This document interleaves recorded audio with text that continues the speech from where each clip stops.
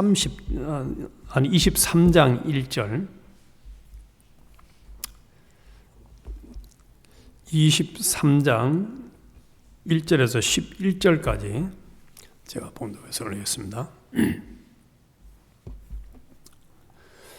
바울이 공회를 주목하여 이르되, 여러분 형제들아, 오늘까지 나는 범사에 양심을 따라 하나님을 섬겼노라 하거늘, 대제사장 아나니아가 바울 곁에서 있는 사람들에게 그 입을 치라 맹하니, 바울이 이르되, 회칠한다며 하나님이 너를 치시리로다.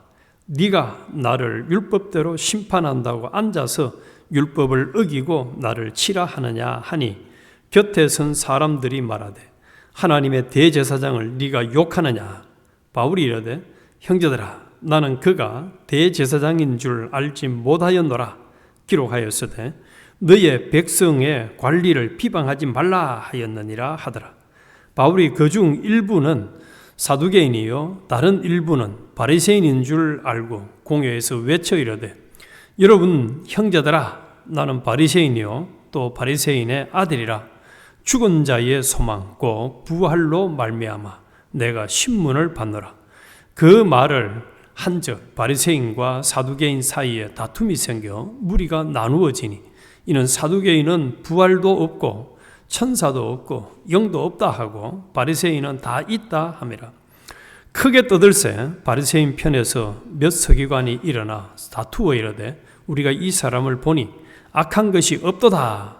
혹 영이나 혹 천사가 그에게 말하였으면 어찌하겠느냐 하여 큰 분쟁이 생기니, 천사장은 바울이 그들에게 찢겨질까 하여 군인을 명하여 내려가 무리 가운데서 빼앗아 가지고 영내로 들어가라 하니라. 그날 밤에 주께서 바울 곁에 서서 이르시되, 담대하라. 네가 예루살렘에서 나의 일을 증언한 것 같이 로마에서도 증언하여야 하리라 하시니라. 아멘. 오늘 아침에는 바울의 1등 도우미들이라는 제목으로 같이 연애를 나누겠습니다. 바울을 도와준 1등 도우미들이 누군가? 옛날이나 지금이나 하나님이 붙들고 쓰는 시대의 주인공, 역사의 주인공이 있고, 그 사람들을 도와주는 사람들이 있는 것을 우리는 명확하게 성경을 통해서도 알 수 있고, 또 우리가 만나는 현실을 통해서도 알 수가 있습니다. 요즘 우리 교회에서 계속 나누는 이 사도행전을 보면은 하나님이 붙들고 쓰는 주인공 노릇을 하는 사람은 많지 않습니다. 특별히 이 바울 또 바나바 이런 사람들은 극소수예요. 창세기서부터 이렇게 계시록까지 보면은 하나님 앞에 쓰임 받는 사람들, 제대로 쓰임 받은 사람들, 이 목록이 이제 히브리서 11장에 나오죠. 그래서 참 많지 않습니다. 반해서 그들을 핍박하고 그들을 아주 힘들게 했던, 그런데 그 결과는 오히려 그 하나님이 붙들고 하나님이 돌보시고 함께 하시는 사람을 도와준 도우미들은 굉장히 많습니다. 교회 내에서도 저는 한국에서는 그렇게 이 마귀의 종노릇을 하고 도우미 역할을 하는 사람이다는 구분이 잘 안 되어 있었는데, 여기 와 보니까 얼마나 명확한지. 근데 들리는 소문과 이야기들을 들어보면 이 사도행전에 나오는 바울을 죽이려고 하는 도우미들과 같은 사람들이 얼마나 많은. 그래서 우리가 어제 22장에서도 참 이 바울이 어려움을 당하는 장면을 봤습니다만, 오늘 이 23장은 이제 두 번째로 제사장들과 공회 앞에서 이 바울이 변론할 기회를 얻는 내용입니다. 예루살렘 시대, 예루살렘 그때 당시의 시대에 대한 이야기를 기록해 놓은 책에 보면은, 그 당시에는 이제 오늘 본문에 나온 사두개인들, 바리새인들, 또 그 제사장들, 또 심지어는 이제 열심당원들, 마치 수도원에 가서 그냥 하나님과의 관계만 제대로 해보겠다는 이런 사람들이 있었는데, 그들이 이제 한 일은 사도 바울을 공격해서 복음을 전하는 일을 방해하는 일들을 훨씬 더 많이 한 내용들이 쫙 나옵니다. 그래서 심지어는 오늘 본문을 읽지는 않았습니다만 12절부터 30절까지 본장에 보면은 바울을 죽이려는 40여 명의 유대인들이 적극적으로 바울을 죽이기 전에는 우리는 어떤 것도 하지 않겠다 하는 아주 열심당원들이 있었습니다. 그런데 하나님이 바울의 생질에게 그것이 발각이 되도록 해서 천부장에까지 알려지도록 합니다. 그래서 천부장은 이제 총독에게 보낼 편지와 함께 안전하게 바울을 가이사라로 이송하게 합니다. 그리고 바울은 로마군의 호위를 받으면서 총독 관제가 있는 가이사라로 안전하게 옮겨집니다.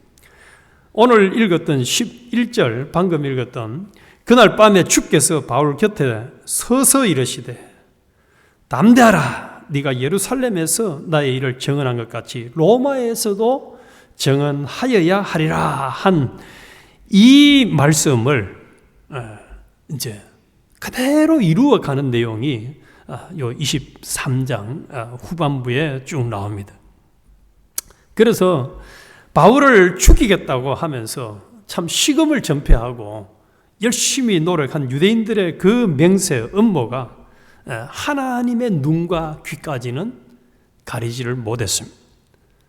그것이 천부장을 통해서 천부장에까지 알려지고 또 로마 총독의 관제가 있는 가이사라로 안전하게 옮기는 일을 하게 됩니다. 그래서 로마로 가는 길 앞에 여러 가지 역경과 긴 기다림이 있기는 하지만 하나님은 어떤 사람과 수단을 통해서든 그 약속을 반드시 기어코 이루시는 분임을 보여주고 있습니다. 그래서 우리도 살면서 여러 가지 어려움을 만나더라도 우리는 하나님이 반드시 하나님의 손에 쥐어진 마치 토기와 같은 자들 아닙니까? 하나님이 쓰시면은 하나님이 의지하고 살아갈 때에 하나님의 목적은 반드시 이루어진다는. 근데 이 이송 거리가 굉장히 깁니다. 106km 정도 되고 470명의 호의를 받으면서 이제 31절부터 35절을 보면은 나오는데 그 총독 앞에까지 안전하게 도달하는 그 내용이 나와요. 그래서 요 내용이 나오기 전에 이제 앞에 요 1절부터 방금 읽은 이 11절까지의 내용을 좀 더 살펴보면은 우리가 어떻게 살면은 하나님이 돌보시고 붙들어 주시는 하나님의 주인공으로 살 수 있고, 어떻게 하면은 마귀의 종노릇하고 다른 사람 도우미 노릇만 하고 자기 구원은 망치는 인생이 되는가를 명확하게 보여주고 있습니다. 본문에 나오는 이 아나니아는 주 47년부터 10여 년 정도 대제사장으로 이제 재임을 했습니다만은 탐욕 또 악랄함으로 유명한 사람. 그러다가 결국 66년경에 로마 항쟁 때 이 유대인 게릴라에 의해서 정죄되어 암살당하고 죽고 맙니다. 계속 이 바울은 이제 복음을 전한다고, 예수를 전한다고, 또 부활을 전한다고 억울하게 잡혀있지만 결국 공회에 서서 복음을 전하는, 스데반의 설교를 전하고 말씀을 전하는 이런 기회로 활용을 하고 있습니다. 그래서 이 사도행전을 보면 볼수록 뭐가 분명하냐면은 하나님은 자기 방식대로 자신의 뜻과 계획을 반드시 이루신다는 사실입니다. 그래서 이미 바울에게 예루살렘 전도와 로마 전도에 대한 소망을 주셨고, 또 이 일들이 어떻게 이루어질지는 바울 자신도 모릅니다. 심지어는 바울이 그렇게 얘기했죠. 내 앞에 무슨 일이 닥칠지 나는 모른다 한 대로 순교를 각오하고 하나님을 믿고 따라가는 바울. 그러나 그런 바울을 하나님은 로마 군인들을 동원해서 보호하시고 또 공회 앞에서 담대하게 복음을 전하도록 하셨습니다. 그리고 이런 이제 역경 속에서 바울은 참 멋진 이 결단과 행동을 합니다. 바울을 핍박하는 이 사람들을 뭐라고 하냐면 사두개인과 이 바리새인들의 주장이 다른 점을 알아요.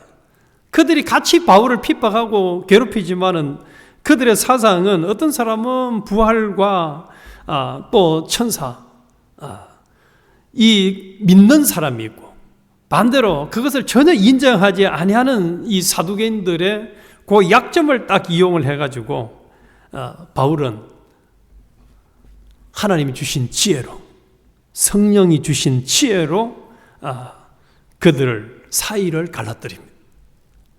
그러니까 이 분쟁이 일어나면 안 되니까 이제 어떻게 합니까? 10절에 보니까 큰 분쟁이 생기니 천부장은 바울이 그들에게 찢겨질까 하여, 우리 어제 22장에서 봤잖아요. 바울이 자기가 이제 로마인 신분을 가진 자인 걸 아니까 이거 해치고 문제가 생기면 안 되거든. 그러니까 군인을 명하여 내려가 무리 가운데서 빼앗아 가지고 영내로 들어가니라. 오히려 핍박을 하는데 앞장섰던 사람이 보호하는데 앞장서는 사람이 되도록 하나님은 상황을 완전히 바꿔버립니다. 그리고 오히려 이제 하나님의 목적대로 이 11절에 말씀한 대로 네가 예루살렘에서 복음을 담대하게 전한 것처럼 로마에 가서도 복음을 전해야 된다는 사명을 명확하게 한 번 더 하십니다. 그러시면서 강하게 바울에게 힘을 주는, 도전을 주고 용기를 주는 것이 담대해라. 이게 담대해라. 우리 하나님은 참 얼마나 멋지신 분인지 모릅니다. 종종 신앙생활을 하면은 무모하게 그냥 참 핍박을 하는 사람들이 있습니다. 마귀의 종노릇을 하면서 아주 그냥 요 12절 이하에 나오는 사람들처럼 우리는 바울을 죽이기 전에는 먹는 것도 마시는 것도 다른 일을 절대로 하지 않겠다 하면서, 한번 볼까요? 우리 14절 대제사장과 장로들에게 가서 말하되 우리가 바울을 죽이기 전에는 아무것도 먹지 않기로 굳게 맹세하였으니, 얼마나 참 제가 보니까 그렇더라고요. 이 교회 안에서도 마귀짓 하는 사람들은 사명감을 가지고 해요. 막 끝까지 그냥 얼마나 참 당당한지 말이죠. 그런데 그 일이 오히려 바울을 더 안전하게 죽이지 못하도록 군인들을 딱 세워가지고 로마까지 이송을 하게 하는 그런 특급 도움 역할을 하고 말았습니다. 그래서 오늘 이 본문을 통해서 우리가 하나님이 쓰시고자 하는 목적대로 바울은 로마에 가서 복음을 담대하게 전하기 전까지는 죽임을 당하지도 않고 해침을 당하지도 않고 안전하게 오히려 보호를 받고 이송을 당합니다.